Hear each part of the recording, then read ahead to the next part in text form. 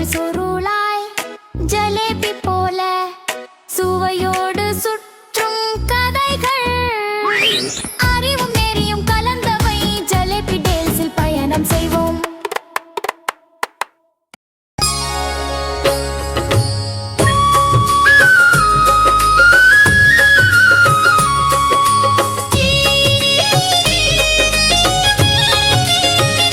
अयोध्यावासी राम राम, दशरथ नंदन राम राम, जानकी जीवन राम राम, दशमुख मर्दन राम राम, हनुमत सेवित राम राम, धर्म स्वरूप राम राम, श्री राम जय राम, जय जय राम, जय जय राम, श्री राम जय राम, जय जय राम, जय जय राम. இந்த சிறப்பு 6 பகுதிகளை கொண்ட ஜலேபி டேல்ஸ் தொடரில் உலகின் மிகப்பெரிய கதைகளின் ஒன்றை நாம் தொடங்குகிறோம்.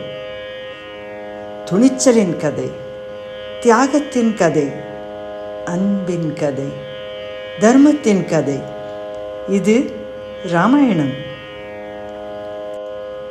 ராமாயணம் இந்தியாவின் மிக பழமையான, மிகவும் நேசிக்கப்பட்ட இதிகாசங்களில் ஒன்று. இது இளவரசர் ராமனின் வாழ்க்கை கதையை சொல்லுகிறது. அவரின் முடிவுகள் அவரது வாழ்க்கையை எப்படி மாற்றின என்பதையும் காட்டுகிறது.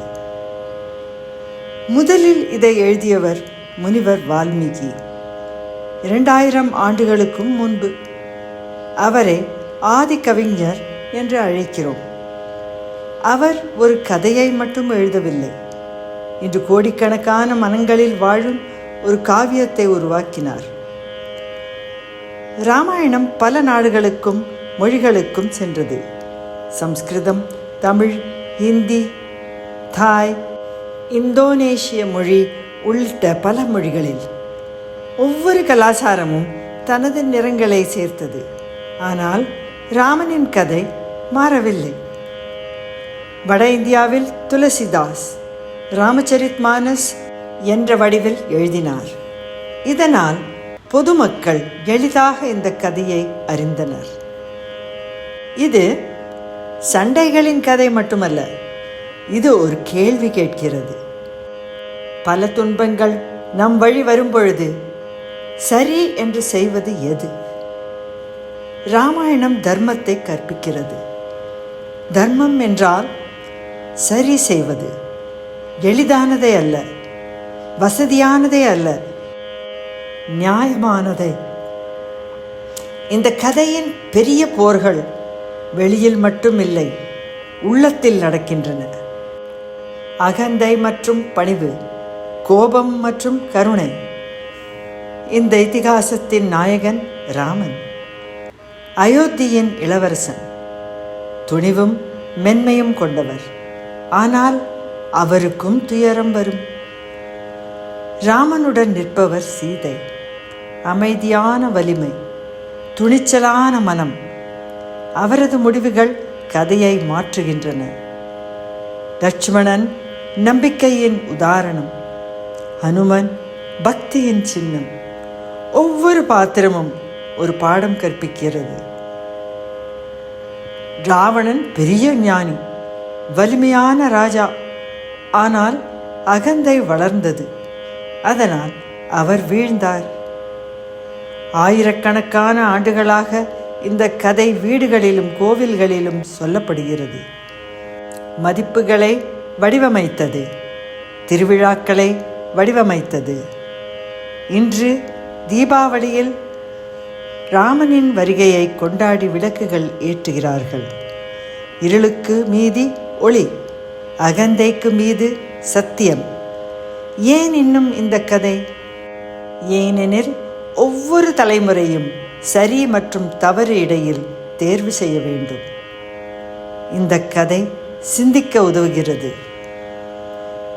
நம்முடைய பயணம் தொடங்குகிறது அயோத்தி என்ற அழகான ராஜ்யத்தில். சரையு நதிக்கரையில் அமைந்த செழிப்பும் அமைதியும் நிறைந்த நகரம் அது. மக்கள் மகிழ்ச்சியாக வாழ்ந்தார்கள். நியாயமும் ஒழுக்கமும் நிலவியது. அந்த ராஜ்யத்தின் மன்னன் தசரதன் வீரமும் நீதியும் கொண்ட அரசன். அவர் தனது மக்களை அன்புடன் காத்தார். ஆனால் அவரது இதயத்தில் ஒரு கவலை இருந்தது. அவருக்கு குழந்தைகள் இல்லை. ஒரு நாள் தர்மத்தை காக்கும் மகன்கள் வேண்டும் என்று தசரதன் ஒரு பெரிய யாகம் நடத்தினார். அக்னி ஜொலித்தது, மந்திரங்கள் ஒலித்தன. அது நம்பிக்கையின் பிரார்த்தனை. சில காலம் கழித்தது.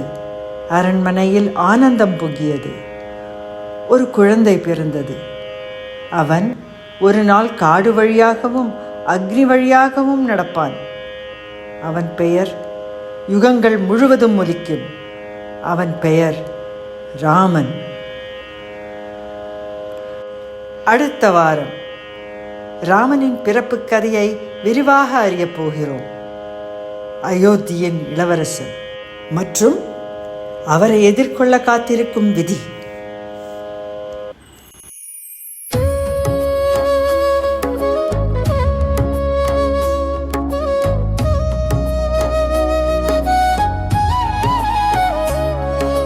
சூரியன் போல ஒளி தரும் ராமன், சொல்லிலும் செயலும் தரும் தரும் நாயகன்.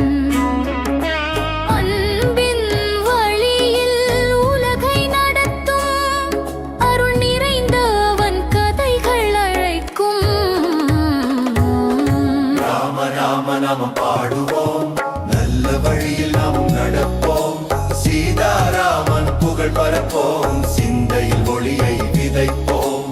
ஜெய் ஸ்ரீராம், ஜெய் ஸ்ரீராம், ஜெய் ஸ்ரீராம்.